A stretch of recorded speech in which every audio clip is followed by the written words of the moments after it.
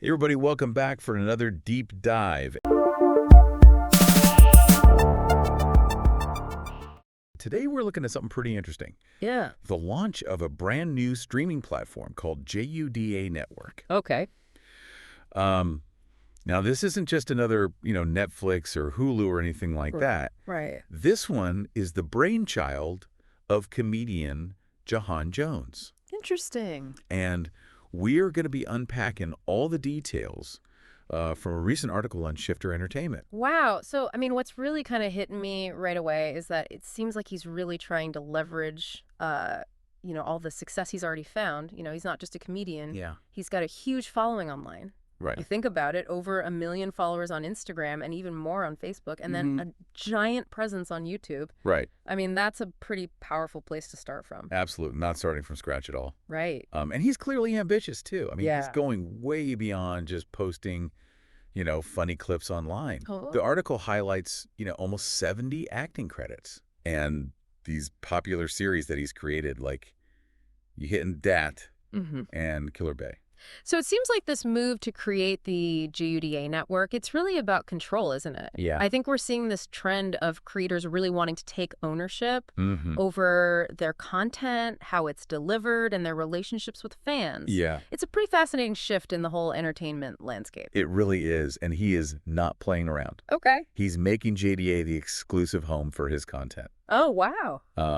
He's even got Lisa Ray, guest, starring Oh, cool. and a spin-off movie in the works. That's awesome. But he's also asking fans to put their money where their laughs are, Okay. encouraging subscriptions, even though it's on free trial right now. I see. So that exclusivity, that's really key these days, isn't it, when it comes to the streaming world? Yeah. Just think about it. Why do you choose Netflix over just watching random YouTube videos? Yeah. I think it's about that curated experience. Right. The guarantee of certain content that you're looking for.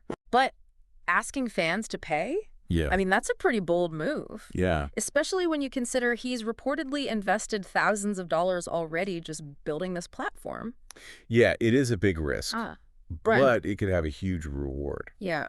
The article actually mentions how he's aiming to move away from relying on algorithms and platform policies. Interesting. So essentially cutting out the middleman to connect directly with his audience. And that direct connection can be incredibly powerful. It Yeah. allows a level of engagement that you just don't really get through traditional media. Sure. But it's not without its challenges, of course. Yeah. Think about the technical side of running a streaming platform, Right. marketing, customer service, all that stuff. It's a whole different ballgame. Plus, he's essentially going head-to-head with giants like Yeah. Netflix, Hulu, Amazon Prime. Yeah.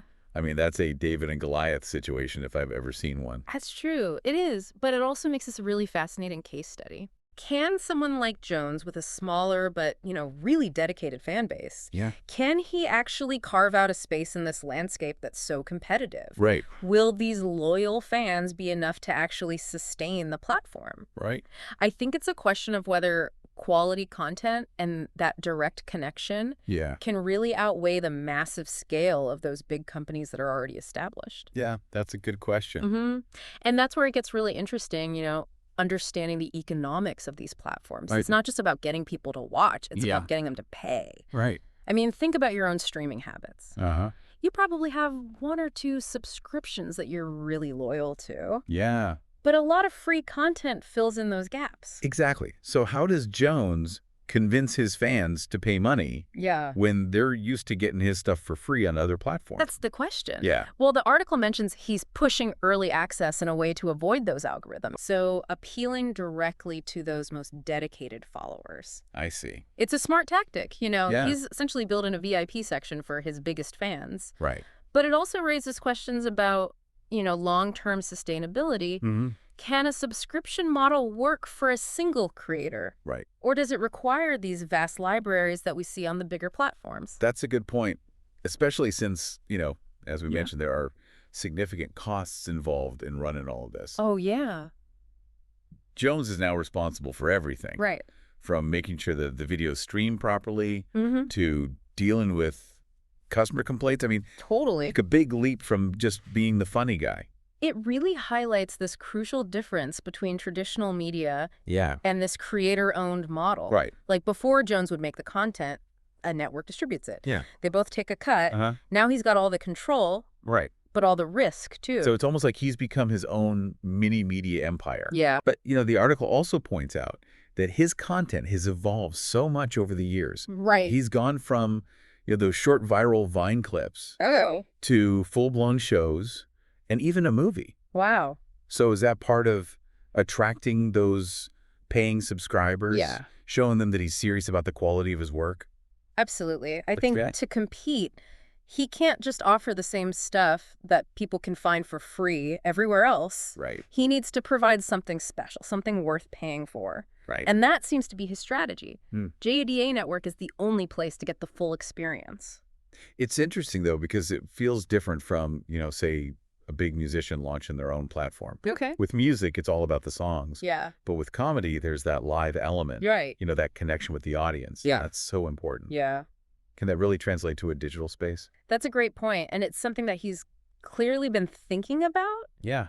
The article mentions how he's built this strong community around his content. He's interacting with fans online, responding to comments, really fostering that sense of connection. So it's almost like he's creating a digital comedy club. Yeah. Where his most loyal fans can gather, watch his stuff, and feel like they're part of something special. Exactly. And that sense of belonging, that shared experience, that can be so valuable. Yeah. Especially in a world where we're often consuming entertainment in isolation. That's true. But going back to your point about sustainability, can that sense of community alone really keep the lights on? Right. It seems like a lot is riding on whether Jones can convert those casual viewers into those paying dedicated fans. Yeah, it really is the million-dollar question. And, I mean, it makes you wonder if this is the start of something bigger. Right. Are we going to see more and more creators trying to go solo, build their own platforms, bypass all those traditional gatekeepers? It's definitely a possibility, especially as technology makes it easier and easier to create and distribute content. But, I mean, it also raises some interesting questions about the future of entertainment. Right. Like, what happens to those big platforms if everybody starts building their own little kingdoms? Well, they'd have to adapt, wouldn't they? Yeah. I mean, we've kind of already seen that happening. Right. These platforms trying to attract creators with exclusive deals and, better revenue sharing and all that. Right. It's almost like they're trying to fight fire with fire. Yeah.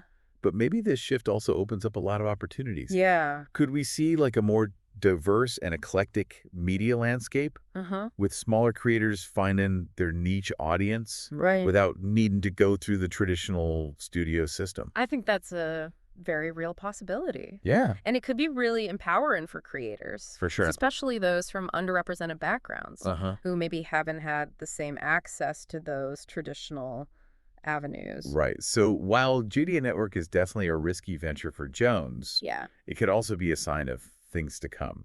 It's like a signal that the power is shifting. Right. And the future of entertainment might be a lot more independent and creator-driven. Totally. And that's a pretty exciting prospect for both creators and audiences. It means more choice, more diversity, and potentially more innovative and engaging content. Exactly. So what do you think about this move by Juhahn Jones? Yeah. Is it a smart business decision? Right. Is it a sign of things to come? Yeah. And would you subscribe to a platform like JUA Network to support your favorite creators? It's a fascinating case study, and I'm really curious to see what happens. Yeah, me too. But I think beyond the business side of things, it speaks to a larger cultural shift. We're seeing this growing desire for authenticity, for direct connections, and for content that feels more personal and less mass-produced. Absolutely. And as we wrap up this deep dive, it's worth thinking about what this all means for the future of entertainment. Right. How we consume it, how we engage with it. Yeah. Will we see a more fragmented landscape? Or will new models of collaboration emerge? Right. Will this empower smaller creators or further concentrate power in the hands of these tech giants? These are all really important questions to consider as we navigate this, ever-evolving media landscape. For sure. Well, hey, thanks for joining us on this deep dive. Yeah, thanks for having me. We'll see you next time.